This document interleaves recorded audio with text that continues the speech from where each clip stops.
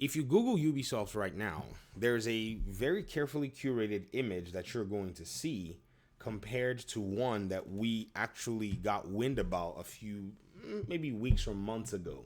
If you're a Division player, you also realize something very interesting here. Now, when you run through, say, some of the top, I don't know, mentions of Ubisoft on Google, you see this top story here that starts out with PC Magazine saying Ubisoft roasts Elon Musk over his dubious PC gaming credentials. PC Gamer also writes Ubisoft scores a legendary ratio against Elon Musk on his own platform, which hopefully marks a final end to all Assassin's Creed Shadow culture war nonsense. Then there's a YouTube video that says Assassin's Creed Shadow sales shouldn't be compared to Valhalla. And then when you look, there's almost nothing. Weird. Then you click more news. Let's see if there are more articles. This says Ubisoft shares surge after blockbuster launch of new Assassin's Creed game. Assassin's Creed Shadows is not the mega hit Ubisoft desperately needs. This is PC Games and despite, let's finish reading the article. Desperately needs, analyst says. Interesting. Ubisoft says don't compare Assassin's Creed Shadows with Valhalla, a PC Gamer article. It seems like there's some overlap between the whatever. Then you have Paul Tassi. He writes, an exhausted Assassin's Creed Shadows hits back at Elon Musk. Another one says you're Phil Spencer. Which Ubisoft IP do you buy? Another one says Assassin's Creed Shadows fans have a list of features Ubisoft should add next. Game developer, this is Times of India, calls out Assassin's Creed Shadows maker Ubisoft for supporting terrorists. Interesting. And then adds the Elon Musk joke in there. Then the Independent talks about the Elon Musk mockery. Then another one talks about the sales. And another one talks about Elon Musk. Do you see what is actually taking place here? Everything is being spoken about in terms of Assassin's Creed, other than the company and its financial challenges that it faced a while back. So one of the crazy things is in these past few months, I've just been quietly looking at what in the world is going on. And I can tell you, ladies and gentlemen, this is quite strange in terms of a video game company that basically, from what we heard before Assassin's Creed came out, was negotiating with EA and Microsoft on what IPs they should take or buy or capture from them. It's very, very interesting that somewhere, somehow, the narrative has changed to them roasting Elon Musk when there needs to be a lot that, is considered in terms of what has transpired in the last few months. In the last few months, Ubisoft has basically dropped two very heavy AAA games. Those AAA games, their sales were not healthy. Those AAA games, their sales were very interesting at the best. After it's all said and done, those AAA games were set aside for Tom Clancy's The Division development. They also decided that they were going to try a free-to-play approach and a free-to-play route, which ended up not panning out in The Division Heartland. They also have tried a mobile Division game, which I haven't heard anything about, and I don't play on mobile, but it seems like a lot of the opportunities have been missed because the gaming industry has simply just moved on. It's interesting. But one thing about Ubisoft is, regardless of how this appearance makes it seem like they've moved on, the challenges that they face are still being felt and are still here and alive and waiting for them to do something about it. I think, and I strongly believe, that not making another Division game was a colossal error.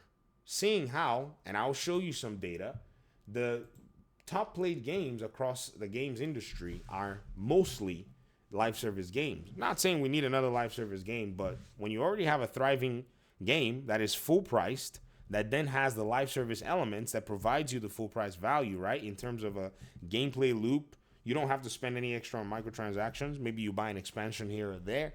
I haven't bought a single, extra thing in the Division 2, by the way, since the Warlord of New York thing came out. That's since when I last bought anything. I mean, I've been highly critical about not wanting to pay for a season track because it's not my forte, but I wouldn't bother anybody who wanted to do it. And I've taken a very short hiatus from the game recently too, so that even makes it very interesting. But I've been watching and keeping an eye out, And you'll see that even Tom Clancy's Rainbow Six Siege is on this particular piece of games that are sucking engagement from players. So it's almost a misnomer to think that no one will play a Division game, seeing how not only is it played on the PlayStation. By the way, this is Circana's data that's put on my Piscatella's Blue Sky page to show this particular set of data points. So you've seen Rainbow Six Siege, Tom Clancy, right? And then you see in terms of this is actually PlayStation and Xbox, and then you look and see on Steam, US, Canada, and Mexico, there is a Rainbow Six Siege game that is in the top 15 played games.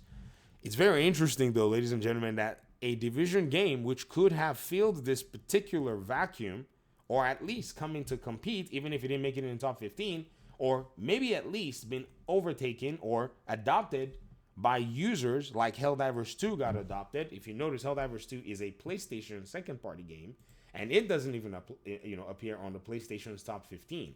It makes it into the top 30 from time to time, according to Matt Piscatella, to a question that he was asked a while back. But I think the Division would have received what I think is a solid adoption overall.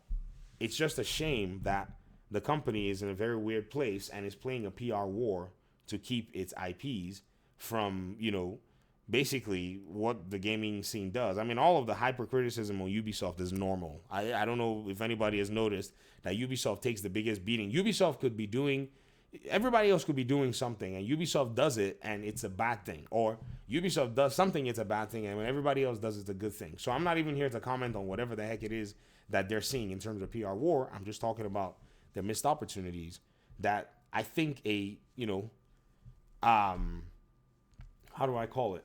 A huge review is in order in terms of how they've decided to approach their company. And I think that's probably what you're seeing. These are the symptoms of a lot of the poor choices that were made in terms of that. Yes, they did also engage in a lot of different social, relevant issues. I remember when I was talking about that, some random agencies were in the comment section trying to mischaracterize me and my position and stuff. And I told them to get the heck out of here with that. They're nonsense political trash. I can be bothered. I mean, if a company wants to go ahead and succeed or tank based on what its decisions are, what do I care? I have, a daily bread to put on the table. However, as somebody who has engaged in the Division games over years, there's nothing wrong in commenting when you see something that has pretty much thrown the company off balance, if you get what I mean. And off balance the company is, because we can look at shares, we can look at stocks, we can look at, the articles. But again, like I said, even with everything going on, it seems like the predicament that Ubisoft is in, regardless of, whatever anybody may be saying right now, is still dire, because as some have said, regardless of all of the Elon Musk roasting, Ubisoft still desperately needs something else. Does that make sense? And the gaming industry is way more saturated with heavy hitters right now that they gotta punch out a game that already has an established user base and an established audience. I think the Division 3's development right now is in a very interesting place. I think so. I don't think this is all fine and dandy. I mean, I think they can pull it off. Don't get me wrong. Don't come out here saying I'm telling you that the Division game is not going to happen. Let me see. With EA, Microsoft. But some people were just praying last week, from what I was reading online, right? Some people were praying last week that they sell some of their IPs to freaking Microsoft. Look at that. When the shareholder talked about a protest and said that Ubisoft failed to reveal that it was discussing with Microsoft and EA and others, allegedly interested in acquiring IPs. This story was written on March 12th. Today's March 27th. That's 15 days ago, 2 weeks ago, right? But it seemed like, a lot of that stuff kind of somehow, I don't know if it's organic or automatically died down. And we're talking about Ubisoft roasting somebody who is not a gamer. And that is a score. That's scoring some kind of win. I don't know, guys. I just feel like, or feel is not even it has nothing to do here. But from what I'm seeing, it appears to me that there is a disconnect between, Exhibit A and Exhibit B. Elon Musk done game, right? We know that he doesn't game or whatever it is, or maybe he pretends to play video games. But Elon Musk's, company is not planning to sell IPs to somebody else. So what is this so-called PR win that seems to have now basically taken over the airwaves when there are real material issues that Ubisoft needs to solve? And for those who play Tom Clancy's The Division and such, it's a very interesting premise at the end of the day. Talk to me in the comment section. I appreciate you guys' time and audience. Thanks so much for watching the video. Peace out.